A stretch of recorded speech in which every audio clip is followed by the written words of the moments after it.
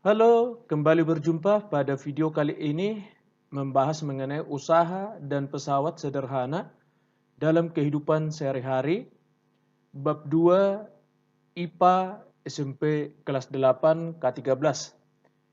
Yang menjadi tujuan pembelajaran di sini sebagai peserta didik diharapkan mampu untuk memecahkan masalah yang berkaitan dengan usaha, daya, dan pesawat sederhana dalam kehidupan sehari-hari. Oke, langsung saja. Nomor 1, usaha. Usaha itu berkaitan erat dengan energi, di mana energi itu adalah kemampuan untuk melakukan usaha atau kerja. Jadi usaha itu merupakan energi yang disalurkan gaya ke sebuah benda sehingga benda tersebut bisa bergerak. Pada gambar ini, jika kuda yang menarik kereta mengakibatkan kereta berpindah tempat, maka dapat dikatakan kuda melakukan usaha. Mengapa kuda mampu menarik kereta? Tentu karena kuda memiliki energi. Apa hubungan antara usaha, gaya, dan perpindahan? Nah, usaha berkaitan dengan gaya dan perpindahan, di mana usaha terjadi jika gaya yang bekerja pada suatu benda mengakibatkan benda itu berpindah tempat. Nah, jika gaya yang tidak bekerja tidak menyebabkan perpindahan, dikatakan benda itu tidak melakukan usaha.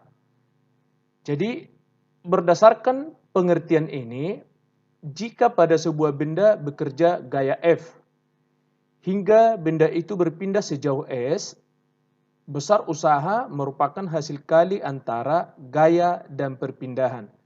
Dituliskan dengan W sama dengan F dikali S. Jika ditanya F sama dengan W dibagi S, dan S sama dengan W dibagi F. Di mana dari definisi ini 1 Joule sama dengan 1 Newton dikali 1 meter. Jadi di sini W sama dengan usaha dengan satuan Joule, F gaya dengan satuan Newton, S perpindahan dengan satuan meter. Contohnya, perhatikan gambar di bawah ini. Oke, Bido dan Budi mendorong sebuah meja di mana Bido memberikan gaya sebesar 5 Newton dan Budi 4 Newton, maka besar usaha yang diberikan keduanya terhadap meja adalah titik-titik Joule. Jadi dari gambar ini, meja berpindah sejauh 5 meter. Langsung diselesaikan. Diketahui gaya si Budi 4 Newton, sedangkan gaya si Bido 5 Newton, meja berpindah sejauh 5 meter. Yang ditanya W, usaha, maka W sama dengan F dikali S. Jadi W sama dengan F Budi ditambah F Bido, resultan dijumlahkan dulu dikali dengan S perpindahan, maka 4 Newton ditambah 5 Newton dikali 5 meter. Jadi 9 Newton dikali 5 meter sama dengan 45 Newton meter atau 45 Joule. Jadi besar usaha yang diberikan keduanya adalah 45 Joule terhadap meja. Yang selanjutnya hubungan antara daya dan usaha. Jika ditanya, apakah setiap benda mempunyai kecepatan yang sama dalam melakukan usaha? Nah, di sini ada ilustrasi 2 buah mobil yang sama berat menaiki sebuah bukit bersama-sama. Keduanya melakukan usaha yang sama besar, akan tetapi mobil A melakukan usaha yang lebih singkat daripada mobil B. Artinya, mobil A dikatakan mempunyai daya yang lebih besar. Jadi, daya itu merupakan besarnya usaha atau energi tiap satuan waktu. Secara matematis dituliskan persamaannya P sama dengan W dibagi T. Atau P sama dengan F dikali S dibagi T, di mana ini dari usaha. Sedangkan S dibagi T itu adalah V kecepatan, maka P sama dengan F dikali V. Oke, dari sini rumus turunannya T sama dengan W dibagi P. Dengan keterangan P itu daya, satuannya watt, W usaha, joule, sedangkan T waktu yang diperlukan yaitu sekon. Oke, sebagai contoh soal, sebuah mobil yang mogok didorong oleh beberapa orang dengan gaya sebesar 200 Newton. Jika mobil tersebut berpindah sejauh 6 meter dalam waktu 30 detik, berapakah daya dari pendorong tersebut? Oke, diketahui dari soal ini diketahui F sama dengan 200 Newton. Gaya berpindah sejauh 6 meter mobilnya dalam waktu 30 detik T, maka yang ditanya adalah daya P. Maka jawab P sama dengan W per T atau P sama dengan F dikali S dibagi dengan T. Jadi dimasukkan angka-angkanya 200 Newton, ini F dikali 6 meter, ini S perpindahan, dibagi T 30 sekon. Jadi 40 watt. Nah, besar yang diberikan beberapa orang tersebut terhadap mobil adalah 40 watt atau 40 joule per sekon. Oke, yang kedua, pesawat sederhana. Apa yang menjadi manfaat dari sepeda yang diperoleh orang ini? Sepeda digunakan untuk mempermudah pekerjaan manusia, karena pada roda sepeda terdapat gear besar dan gear kecil yang dapat menghasilkan gaya pada roda sepeda.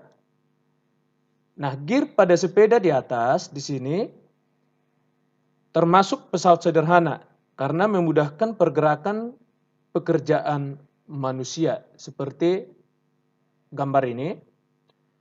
Jadi pesawat sederhana itu adalah setiap peralatan yang dapat digunakan untuk mempermudah melakukan usaha. Contoh pesawat sederhana. Jadi di sini ada yang disebut dengan tuas atau pengungkit, nomor 2 katrol, nomor 3 bidang miring, nomor 4 roda berporos. Oke, kita bahas nomor 1 tuas atau pengungkit. Di sini tuas atau pengungkit ini dapat memudahkan usaha dengan cara menggandakan gaya kuasa dan mengubah arah gaya. Jadi sistem kerja tuas ada 3 bagian. 1. Titik tumpu dalam kurung T, yaitu tempat tumpuan bagi pengungkit. Yang kedua, titik beban atau W, yaitu tempat meletakkan atau menempatkan beban yang hendak diangkat atau dipindahkan. 3. Titik kuasa atau F, yaitu titik di mana gaya kuasa diberikan. Nah, dalam hal ini digambarkan, ini merupakan panjang pengungkitnya, ini titik tumpu, ini beban. Lalu, dari titik tumpu ini terhadap ini, ujung ini disebut dengan lengan kuasa. Dari beban ini terhadap tumpu lengan beban, di mana di sini anak panahnya ini menuju ke bawah, itu gaya kuasa. Jadi persamaan tuas atau pengungkit dari sini adalah, maka W dikali LB sama dengan FK dikali LK. Kalau ditanya keuntungan mekanisnya, W dibagi FK atau keuntungan mekanis KM sama dengan yaitu LK dibagi dengan LB. Ini persamaannya untuk menghitung keuntungan mekanis. Oke, keterangannya FK gaya kuasa, satuannya Newton, W berat beban Newton, LK itu panjang lengan kuasa meter, LB yaitu panjang lengan beban meter, sedangkan KM ini adalah keuntungan mekanik atau mekanis, tidak ada satuan. Yang selanjutnya penggolongan tuas atau pengungkit. Nah, berdasarkan posisi kuasa, titik tumpu, dan beban tuas dikelompokkan menjadi 3 golongan. 1. Tuas golongan pertama. Ini tuas yang titik tumpunya terletak antara beban dan kuasa. Contohnya, di sini ada gunting di mana bagian tengah ini menjadi titik tumpu, baru ada tang, ini titik tumpunya, baru ada martil pada waktu mencabut paku, baru klip binder, baru jungkit. Jadi di sini yang menjadi catatan, makin panjang lengan kuasa, makin kecil gaya yang diperlukan untuk mengungkit beban tersebut. Yang selanjutnya adalah yaitu tuas jenis 2. Golongan kedua yaitu tuas yang bebannya terletak antara titik tumpu dan kuasa. Contoh tuas golongan kedua yaitu pembuka tutup botol. Bebannya di bagian tengah, sedangkan titik tumpu di bagian ujungnya nih, di depan. Yang selanjutnya gerobak dorong, titik tumpunya merupakan rodanya atau bannya. Baru yang selanjutnya alat pemecah kemiri. Baru pemotong kertas. Oke, yang nomor 3 tuas jenis ketiga. Yaitu kuasa terletak antara titik tumpu dan beban. Jadi kuasanya di tengah-tengah. Contoh tuas golongan ketiga, pinset, ya. Baru stapler, yang selanjutnya siku lengan. Kuasa di bagian ini, titik tumpu di bagian persendian ini. Baru yang selanjutnya sekop. Baru penjepit kue. Oke, sebagai contoh soal, sebuah batu besar yang beratnya 400 Newton digeser dengan tuas yang panjang lengan kuasanya 4 meter dan lengan bebannya 1 meter. Hitunglah poin pertama besar kuasa untuk menggeser batu tersebut. Poin kedua keuntungan mekanis pengungkit. Jadi dari gambar ini dapat dibuat yang menjadi skemanya, dari soal ini dapat dibuat skemanya berupa gambar. Nah, diketahui dari sini berat yaitu weight 400 Newton, lengan kuasa tadi 4 meter, ini, sedangkan lengan beban di sini 1 meter. Nah, yang ditanya gaya kuasa dan juga keuntungan mekanis. Oke, langsung ke persamaan untuk menghitung gaya kuasanya. W dikali LB sama dengan FK dikali LK. Jadi W 400 Newton dikali LB 1 meter sama dengan FK dikali 4 meter, yaitu LK. Maka W sama dengan 400 kali 1 yaitu 400 Newton meter ini dibagi 4 meter. Jadi meter dengan meter hasilnya 1, maka 400 dibagi 4 ya. Ini dibagi 4. Jadi 100 meter. Baru yang kedua keuntungan mekanis. Jadi KM sama dengan W dibagi FK. Jadi W tadi 400 Newton dibagi FK. Gaya kuasa 100 Newton. Jadi di sini 400 dibagi 100 sama dengan 1. Jadi besar keuntungan mekanis dari pengungkit adalah 1. Yang selanjutnya adalah katrol. Jadi katrol itu merupakan sebuah roda yang kecil yang tepinya beralur dan dapat berputar pada sebuah poros. Katrol dibedakan menjadi 3. Ada yang disebut dengan katrol tetap, ada katrol bergerak atau bebas, dan ada katrol majemuk. Kita bahas yang nomor 1, katrol tetap. Ini merupakan katrol yang posisinya tidak berubah dan dipasang pada tempat tertentu. Jadi di sini pemampatan katrol tetap berfungsi untuk mengubah arah gaya sehingga berat beban tetap sama dengan gaya kuasanya, tetap dapat dilakukan dengan mudah. Jadi di sini bagian-bagiannya OB di sini merupakan lengan kuasa atau LK, OA di sini merupakan lengan beban atau LB. Sedangkan F untuk menarik ini kuasa, W ini beban. Jadi keuntungan mekanis di sini adalah 1. Ya, LK dibagi LB sama dengan 1. Karena apa? Karena OB dan OA merupakan jari-jari. Sebagai contoh, sebuah logam berbentuk persegi panjang dengan berat 300 Newton. diangkat dengan katrol tetap. Berapakah besar kuasanya untuk mengangkat logam tersebut?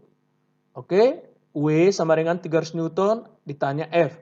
Jadi, W dibagi F sama dengan 1 ini dari keuntungan mekanis tadi, maka 300 dibagi F sama dengan 1, maka F sama dengan 300 Newton. Oke, yang kedua, katrol bergerak. Ini merupakan katrol yang posisinya selalu berubah karena penempatannya tidak tetap. Jadi katrol ini yang akan bergerak. Nah, di sini katrol bergerak atau bebas, AB merupakan diameter, di mana AB ini merupakan 2 kali OA sebagai jari-jari. Jadi AB ini merupakan lengan kuasa ini, maka dia sama dengan 2 dikali lengan beban. Jadi keuntungan mekanik di sini yaitu W dibagi F sama dengan LK dibagi LB sama dengan LK tadi 2 LB di sini, maka 2 LB dibagi LB, LB ini 1, 2 kali 1 sama dengan 2. Jadi ini keuntungan mekanis pada katrol bergerak tunggal adalah 2. Sebagai contoh, nah dalam soal ini, dalam suatu wadah terdapat campuran beton yang masanya 600 kg yang akan diangkat dari suatu gedung ke gedung bangunan yang lain yang sedang dibangun. Jika percepatan gravitasi 10 meter per sekon kuadrat, berapakah kuasa jika diangkat dengan katrol bergerak? Oke, diketahui massa tadi 600 kg M dan percepatan gravitasi 10 meter per sekon kuadrat. Jadi yang ditanya adalah kuasanya berapa? Langsung ke persamaan. W dibagi F sama dengan 2. Jadi dari keuntungan mekanik tadi ya. Jadi W itu M dikali G, gaya berat, dibagi F sama dengan 2. Jadi M 600 dikali G 10 dibagi F sama dengan 2. Maka F sama dengan perkalian silang ke sini, 600 dikali 10. Jadi 6.000 dibagi 2 sama dengan 3.000 Newton. Jadi besar kuasa untuk mengangkat campuran beton ini adalah 3.000 Newton. Dengan berat campurannya tadi 6.000 Newton. Yang ketiga, katrol majemuk. Ini merupakan perpaduan katrol tetap dan katrol bebas yang dirangkai menjadi satu sistem sehingga terbentuk katrol balok. Ini yang disebut dengan takal. Keuntungan mekanik pada katrol di sini majemuk adalah itu terlihat dari jumlah tali yang digunakan untuk menyokong berat beban di sini, jumlah talinya. Jadi keuntungan mekanik ini sama dengan W dibagi dengan F sama dengan N jumlah talinya. Oke? Sebagai contoh, sebuah benda beratnya 2000 Newton diangkat dengan katrol majemuk seperti gambar ini. Besarnya gaya yang harus diberikan untuk menarik benda ini yang 2000 Newton beratnya adalah berapa? Oke, di sini ada 4 talinya. Yang satu ini, tali yang kedua ini, ke katrol ini sama yang ini. Baru yang ketiga, ini dengan ini. Baru yang keempat, yang paling bawah terhadap yang di atas. Jadi jumlah talinya ada 4. Jadi F dari keuntungan mekanik ini tadi, W dibagi F sama dengan N. Jadi 2000 Newton dibagi F sama dengan 4. Karena jumlah talinya tadi 4. Jadi F sama dengan 500 Newton. Maka besar gaya minimum untuk mengangkat beban ini adalah 500 Newton. Yang ketiga, bagian ketiga yaitu bidang miring. Ini bidang miring merupakan pesawat sederhana yang permukaannya berupa bidang miring untuk mempermudah memindahkan benda dari tempat rendah ke tempat yang lebih tinggi. Contoh, dibuat gambarnya seperti ini. Ketinggiannya H, sedangkan panjang bidang miring S, dan ini beban, lalu ada W, beratnya, berat beban, dan ada F, yaitu gaya untuk menarik beban ini ke atas bidang miring. Oke, jadi W dikali H sama dengan F dikali dengan S. Dengan keterangan F gaya atau kuasa Newton, W berat benda Newton, S panjang bidang miring, dan H tinggi bidang miring. Keuntungan mekaniknya W dibagi F sama dengan S dibagi dengan H ini. Oke, beberapa alat yang cara kerjanya menggunakan prinsip bidang miring. Ada tangga yang dibuat bidang miring seperti ini, baru memindahkan drum atau balok kayu ke dalam bak truk. Baru ada sekrup, ada jalan yang dibuat berkelok menuju bukit dengan tujuan untuk pengendara dapat lebih mudah dalam melewati jalan yang menanjak. Baru ada mata bor yang seperti ini juga. Baru ada kapak, ada pisau, ada paku, dan ada pahat. Inilah contoh yang menggunakan prinsip bidang miring. Sebagai contoh, perhatikan gambar di bawah ini. Seorang anak menarik pasir dalam karung pada suatu bidang miring. Jika berat pasir ini 80 Newton, berapakah besar gaya untuk menarik pasir pada bidang miring tersebut? Hitung juga keuntungan mekaniknya.